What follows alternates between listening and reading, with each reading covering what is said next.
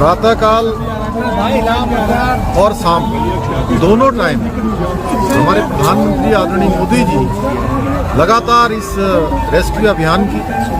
हमसे सभी लोगों से लगातार जानकारी करते थे, लगातार अपना जो सहयोग देना था, जो उनका एक संबल था और उनका जो एक सहयोग और हम लोगों को जो भरोसा था और जो उन्होंने, मैं कहूँ व्यक्तिगत रूप से उन्होंने मुझे एक काम भी दिया हुआ था, ये ड्यूटी दी थी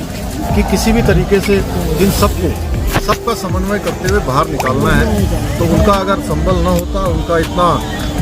जिस प्रकार से आज भारत सरकार की सारी हमारी एजेंसियां इस काम में लगी, तो निश्चित रूप से जो कठिन काम भी हमारे लिए आसान हो गया। मैं उनका भी धन्यवाद करता हूँ कि और अभी भी उन्होंने जैसे ही हमारे सभी श्रमिक भाई बाहर आए,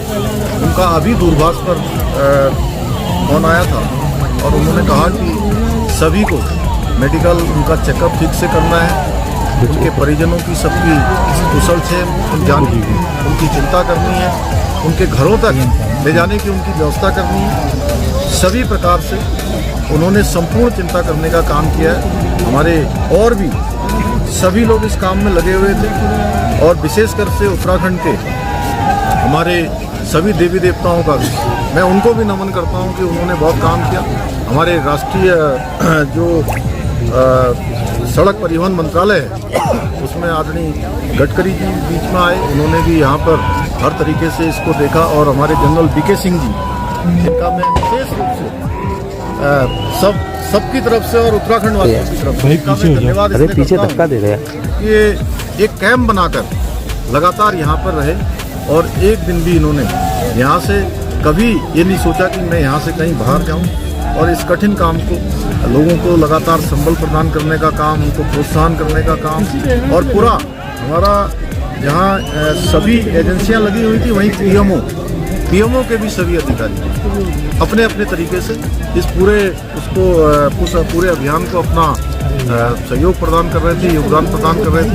आगे आने वाले समय में हम ये जो जितने भी हमारे इस प्रकार के टनल उत्तराखंड के अंदर चल रहे हैं उन सभी की समीक्षा भी करेंगे और वैसे तो भारत सरकार ने इसमें सेफ्टी ऑडिट कर दिया है, जिससे आगे निकट भविष्य में हमको इस प्रकार की किसी परेशानियों का सामना न करना पड़े। मैं सभी श्रमिक भाइयों को उनके उज्जवल भविष्य के लिए, उज्जवल जीवन के लिए मैं उनको सबको शुभकामनाएं देता हूं, उनके परिजनों को भी उनको भी शुभकामनाएं देता हूं। और लगातार इतना कठिन चुनौतीपूर्ण काम जिसमें आपने देखा कि ऑगर मशीन मंगाई गई और पहले इंदौर से मंगाई गई, हैदराबाद से मंगाई गई और जिस प्रकार से मशीन बार बार अंदर टूट जा रही थी,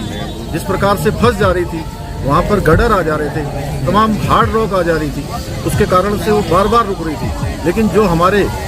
दिल्ली जल बोर्ड के और गोरखपुर से जो नीचे जाकर मैनुअल माइनिंग करने वाले थे, उन सभी का भी मैं अपनी ओर से धन्यवाद भी करता हूं, उनका मैं अभिनंदन करना चाहता हूं। मैं सभी से एक से अभी मिला हूं और उन मजदूर भाइयों से भी मिला हूं जो बाहर निकल कर आए। सभी लोगों ने कहा कि हमको हर संभव कभी भी अंदर किसी प्रकार की परेशानी नहीं हुई। निश्चित रूप से ये हम लोगों के लिए एक बहुत सुकून वाली बात है कि इतना बड़ा एक आपदा आने के बाद भी सारे लोग जो है सकुशल बाहर निकल सकते हैं।